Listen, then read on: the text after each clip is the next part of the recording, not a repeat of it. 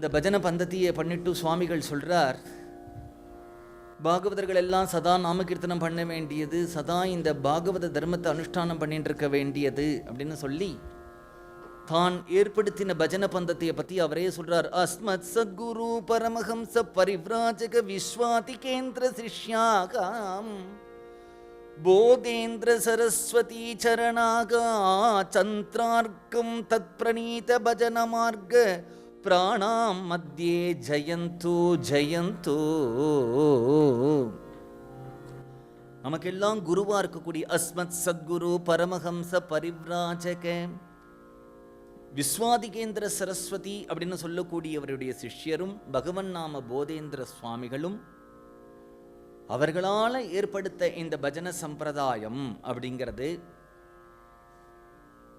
இந்த இப்ப நம்ம சொன்னமே இந்த சம்பிரதாயம் உலகத்துல சூரியனும் சந்திரனும் இருக்கிற வரையில் பாகவதர்கள் மத்தியிலே எப்பொழுதும் பிரகாசிக்கட்டும் அப்படிங்கிறது சத்குரு சுவாமிகளே சொல்லியிருக்கார். சந்திரார்க்கம் தத் பிரணீத பஜன மார்க்க பிராணாம் மத்தியே ஜயந்தோ ஜயந்தோ. அதனாலதான் நாளுக்கு நாள் நாமகீர்த்தனம் தழைச்சுட்டே போறது அந்த மகான்களுடைய ஆசீர்வாதம். சத்குரு சுவாமிகள் ராஜா அவருடைய பெருமையை தெரிஞ்சின்றான். ராமருடைய கிருப்பையினாலே சத்குரு சுவாமிகளுடைய தரிசனம் ராஜாவுக்கு கிடைச்சது. அவரை பார்த்ததுல ஏதோ இந்த பகவன் நாம போதேந்திர சுவாமிகளுடைய அதிஷ்டானத்தை திரும்பி எடுத்து சரி பண்ணியாச்சு அப்படிங்கிறதோட ராஜா அவரை விடுறதா இல்லை. சுவாமிகள் பின்னாடியே வந்துருக்கான். அடிக்கடி மருதாநல்லூர்ல வந்து அவரை சேவிப்பான்.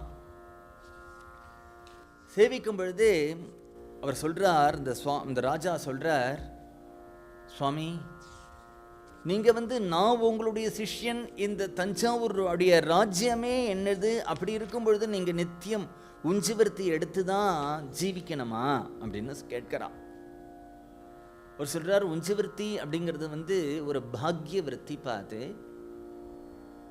பாகவதர்கள் நித்தியம் அனுஷ்டானம் பண்ண வேண்டியது. அப்படி உஞ்சிவர்த்தி எடுத்து வரக்கூடிய அக்ஷதையை நாம அதை சமைத்து பகவானுக்கு அர்ப்பணம் பண்ணிட்டு சாப்பிட்டோமானால் நம்முடைய மனசுல சித்தமானது ரொம்ப வெகு சீக்கிரத்துல சுத்தமாயிடும், பவித்திரமானது அந்த அக்ஷதை.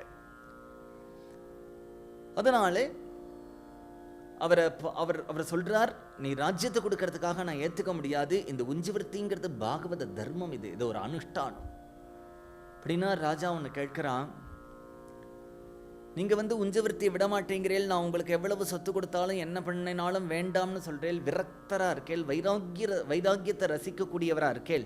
ஒன்னேவன நான் சொல்றதை நீங்க ஏத்துக்கணும். என்ன அப்படின்னா, நான் வந்து உங்களுக்கு சாமரம் போடுவேன், ஒரு வெள்ளை கொடை ஸ்வேத சத்திரம் கொடுப்பேன், ராஜா மாதிரி திருச்சின்னங்கள் உங்களுக்கு பிடிச்சிட்டு வருவான், ரத்னகச்சிதமான பாதுகை கொடுப்பேன், அந்த பாதுகளை நீங்க ஏறிண்டு உஞ்சிவரத்தை எடுத்துட்டு வரணும், ஒரு ராஜா மாதிரி உஞ்சிவரத்தை எடுக்கணும் அப்படின்னு கேட்கிறான். சுவாமிகள் அவனுடைய ஒரு பிரியம், ஏன்னா அவன் பெரிய கைங்கரியம் பண்ணியிருக்கான் இல்லையா, அதனால அவனுடைய ஆசையை பூர்த்தி பண்ணணும் அப்படிங்கிறதுனாலே சத்குரு சுவாமிகள் இந்த பஜன மார்க்கத்துக்கே குருவா இருக்கிறதுனாலே அவர் ஒரு பீட்டாதிபதி. எப்படி இன்னைக்கு காஞ்சி காமகோட்டி பீடம், ஸ்ருங்ககிரி பீடம் அப்படிங்கிற பீடத்திலெல்லாம் பீடாதிபதிகள் இருக்காளோ, அது மாதிரி நாமகீர்த்தனம் பண்ணக்கூடிய பாகவதர்களுக்கெல்லாம் பீடம் அதுதான். ராதாகிருஷ்ண மடம் சத்குரு சுவாமிகளுடைய பீடம்.